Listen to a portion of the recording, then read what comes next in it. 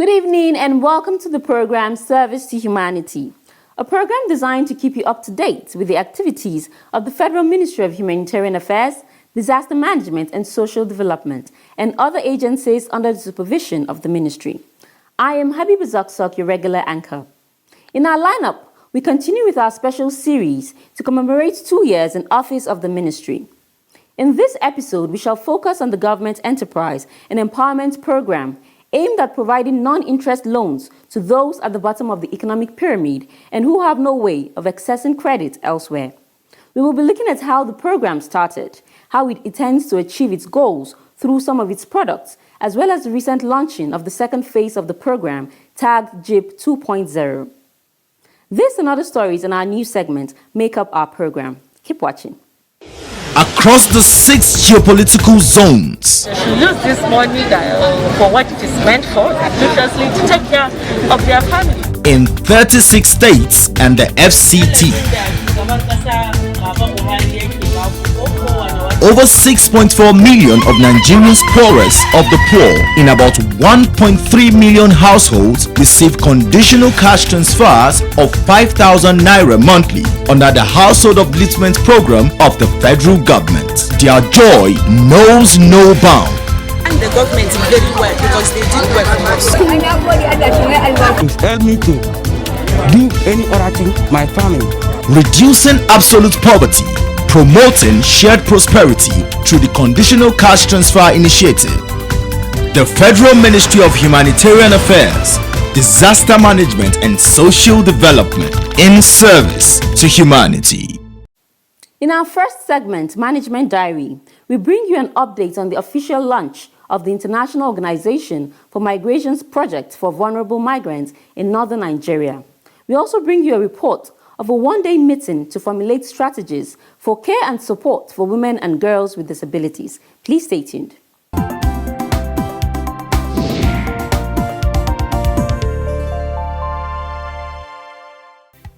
The federal government has officially launched a project aimed at providing immediate socio-economic relief to vulnerable migrant returnees in the northern states who are negatively impacted by COVID-19.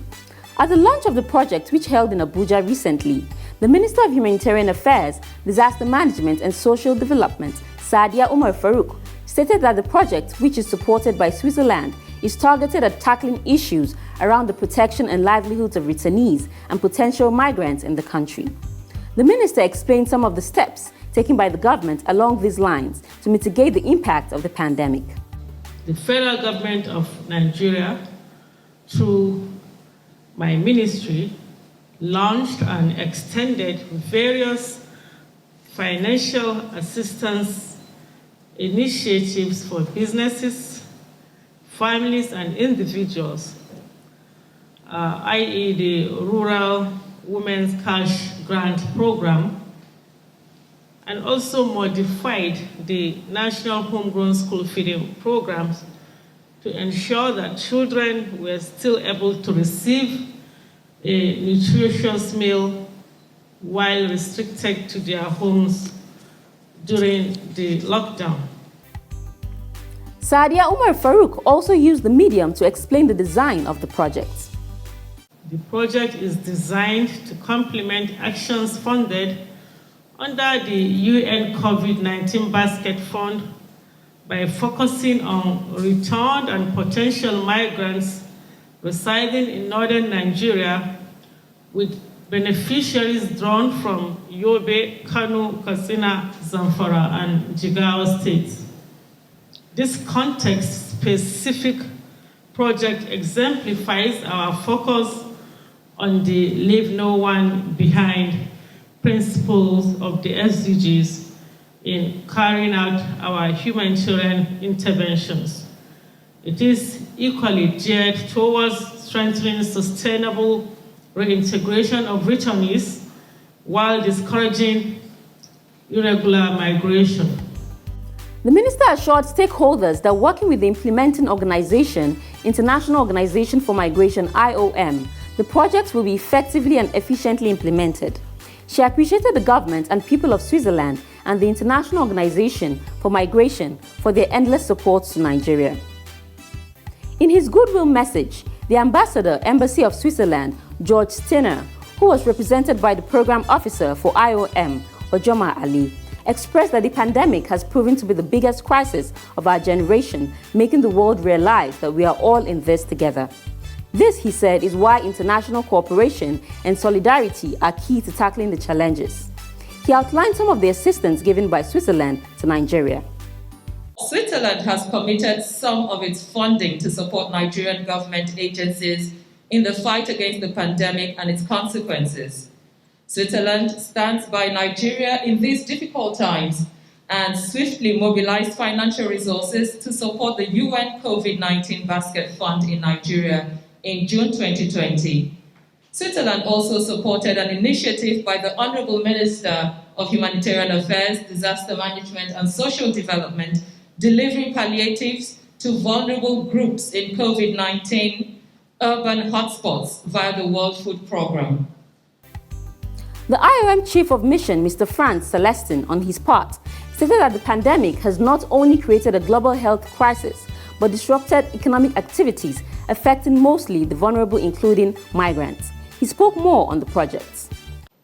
This project seeks to address the psychosocial and social economic needs of vulnerable return migrants and potential migrants in northern Nigeria by providing immediate relief.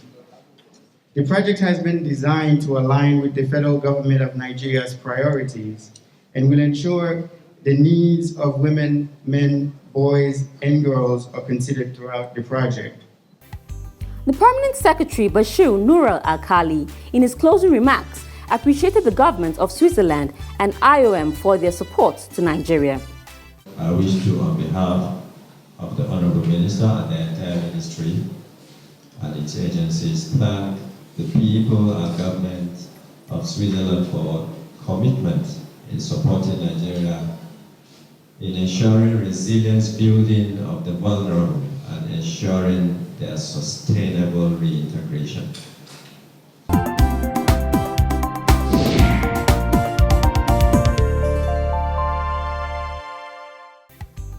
The Federal Ministry of Humanitarian Affairs, Disaster Management and Social Development has held a one-day meeting for the development of strategies for care and support for women and girls with disabilities in Nigeria. The Director of Humanitarian Affairs, Grema Ali, who represented the Permanent Secretary of the Ministry, in his speech stated that more than 1 billion people in the world experience some form of disability, with the average prevalence rate in the female population 18 years and older being 19.2% compared to 12% for males. This, he said, means 1 out of every 5 women are faced with disability challenges. He then spoke on the position of discrimination against persons with disabilities Act. The Discrimination Against Persons with Disabilities Prohibition Act 2018 provides for full integration of persons with disabilities into society and also set out both general obligations and specific measures required for implementation. He added that women and girls suffer double burdens of being women and having disabilities. He explained some of the things women and girls with disabilities face. Women and girls with disabilities face attitudinal barriers from community members, their families, and service providers alike, as well as environmental and communication barriers. These barriers have not only reduced their voices and participation in programs planning, but also their access to essential services including sexual and reproductive health and gender-based balanced prevention and response activities. They equally face systematic marginalization and attitudinal and environmental barriers that lead to lower economic and social status. Increased risk. The Director of Special Needs, Mrs. Nkechi Onwukwe, stated that in line with the Sustainable Development Goals, there is need to mainstream disabilities in all efforts to achieve gender equality and women's empowerment. The objectives of this meeting include, among others, to develop realistic strategies on care and support for women and children with disabilities in Nigeria, to provide platform for the inclusion of women and girls with disabilities in development agenda, to strengthen capacities of civil societies organizations / NGOs working on women and girls with disabilities, to encourage and promote active involvement that will enable the ministry to track progress on social inclusion of women and children with disabilities.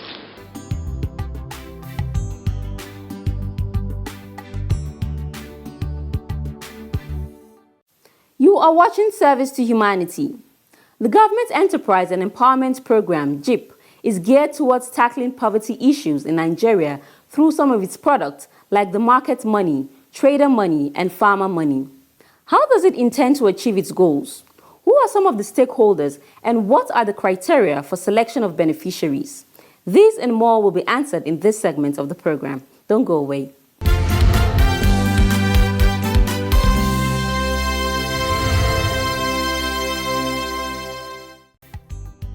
The Government Enterprise and Empowerment Program, GEP, is an initiative of the Federal Government of Nigeria to provide financial inclusion and access to microcredit for Nigerians at the bottom of the economic pyramid. The program is aimed at providing capital to beneficiaries in an easily accessible way to grow their business. It is one of the major clusters of the National Social Investment Program, targeted at the poorest of the poor and vulnerable Nigerians that have the energy to participate economically but have no access to grants or credit. The Minister of Humanitarian Affairs, Disaster Management and Social Development, Sadia Umar Farouk, explains the concept of the GEP. This is a program that provides soft loans to our small business holders. It supports the traders, the market women, as well as small farmers.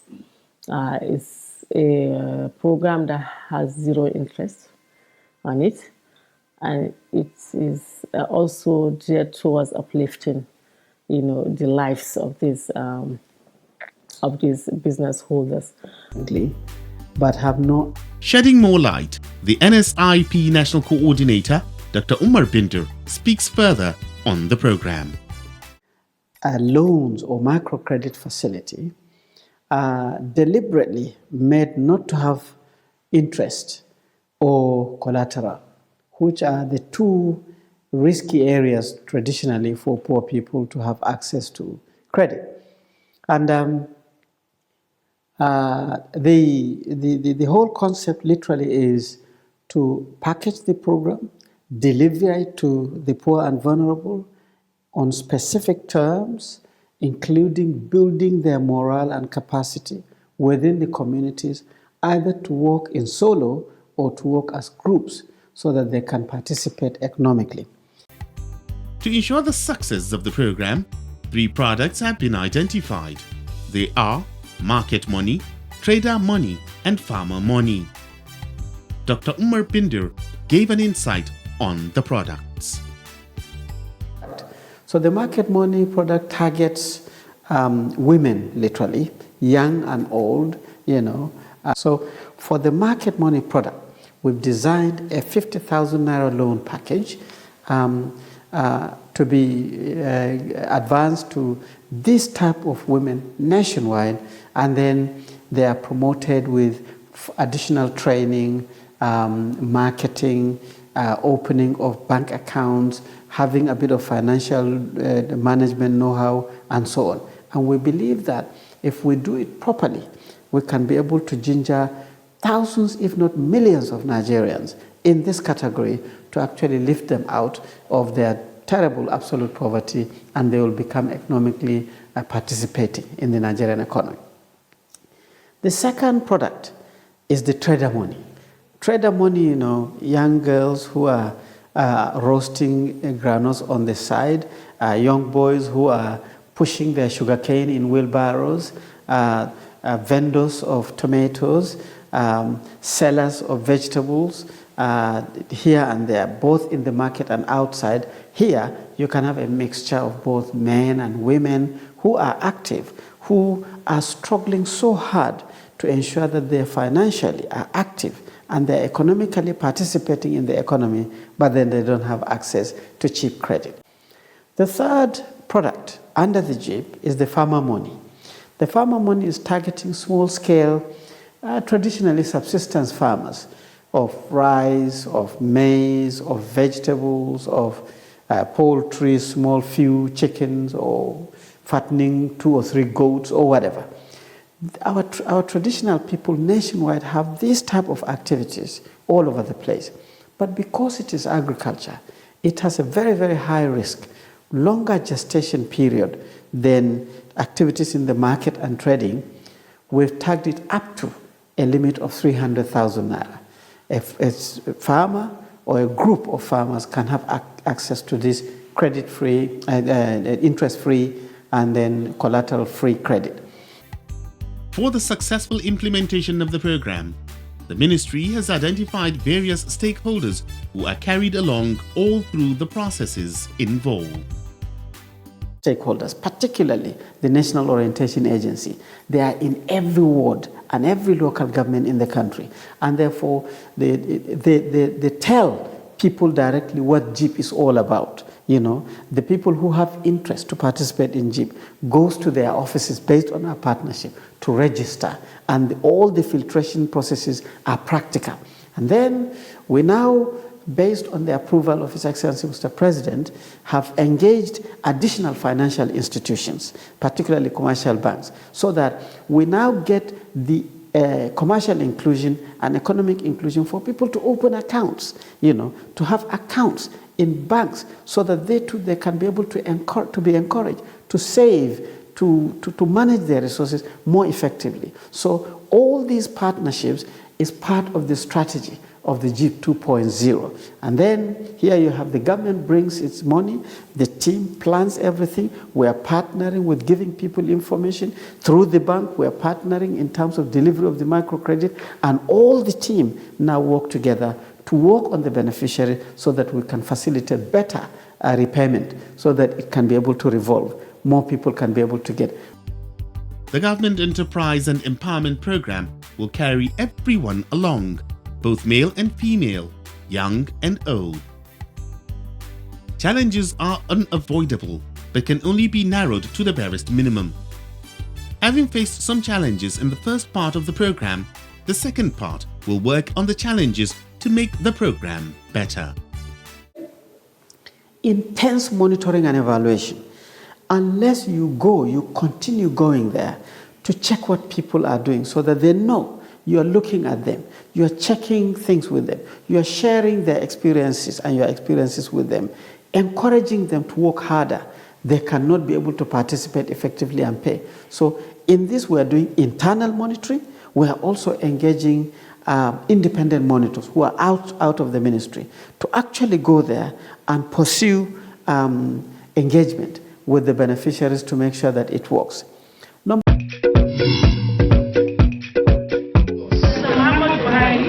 For you, the youth and future of your family.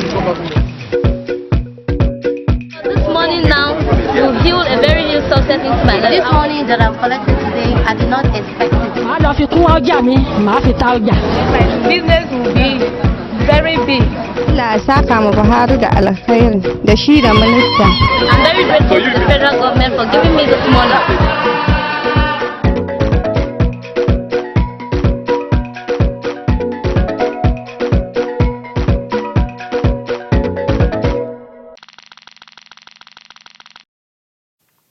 The program is still Service to Humanity, and our focus is on the Government Enterprise and Empowerment Program, JIP. One new thing that is being introduced to the program is a partnership between the Federal Ministry of Humanitarian Affairs, Disaster Management and Social Development, and the National Orientation Agency towards achieving the objectives of JIP. One of the first activities in repositioning JIP was the Train the Masters Trainers workshop, which held recently in Abuja. Let's get the details of this event and understand how JIP 2.0 is expected to work. Keep watching.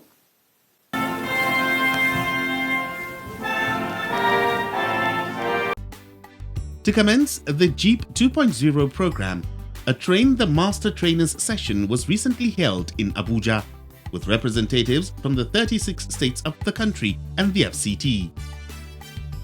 Before declaring the training open, The Minister of Humanitarian Affairs, Disaster Management and Social Development, Sadia Umar Farouk, reiterated that the JEEP is an initiative designed to advance collateral-free and zero-interest credit to the poor and vulnerable at the bottom of the pyramid, including persons living with disabilities.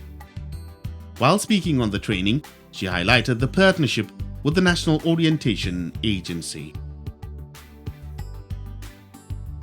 The minister explained that the partnership will see the NOA Community Orientation and Mobilization Officers serving as desk officers for the program. She explained some of the roles of the desk officers. Sensitize communities on the JEEP program, register intending participants of trader money, market money, and farmer money, collate necessary data for the program, provide necessary feedback to the program coordinators at state and federal levels, encourage active participation in the program, and uphold the mandate of the program and lead with honesty, fairness, under conditions of oath. Speaking further, Sadia Umar Farouk outlined some of the objectives of the training. The training is expected to educate the master trainers about the newly introduced structure of top-bottom representation from the federal through state and local governments, while engendering the implementation information flow from the bottom to the top.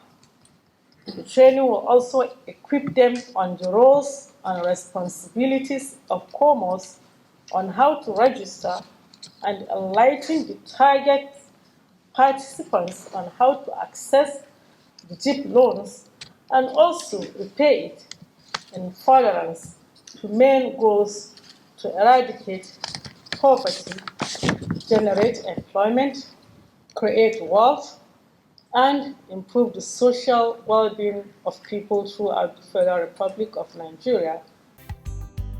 Stakeholders, in their goodwill messages, encouraged participants to listen attentively so that they can train the community mobilization officers in their various states properly.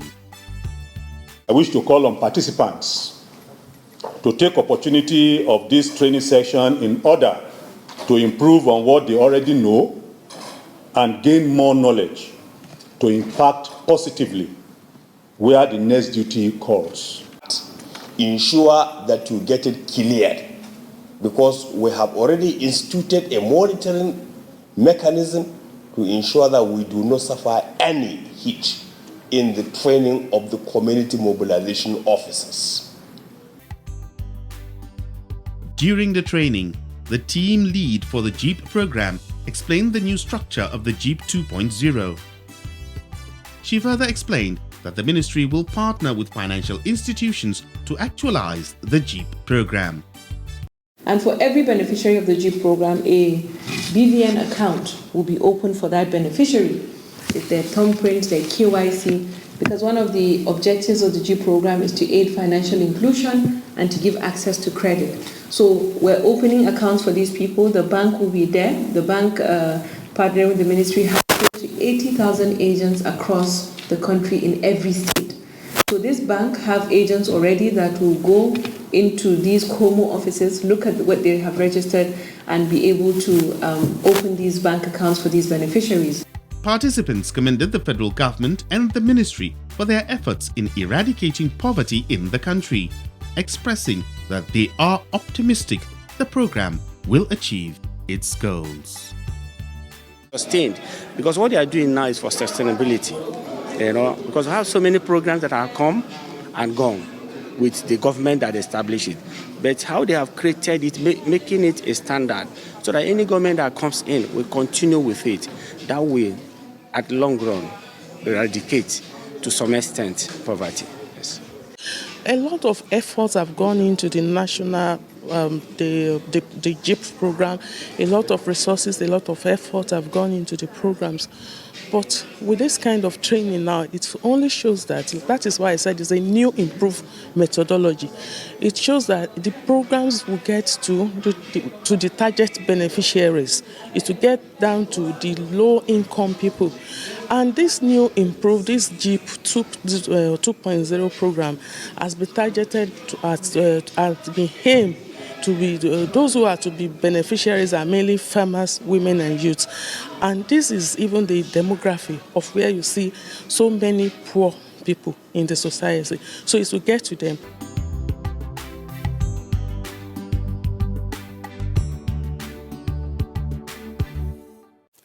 As we end this episode of the program, we join others around the country and indeed the humanitarian community to congratulate the Ministry of Humanitarian Affairs, Disaster Management and Social Development on its 2-year anniversary, which it marked on the 19th of August. Here's wishing the Minister and her entire team more grace for greater exploits. Until I come your way next week, do stay safe.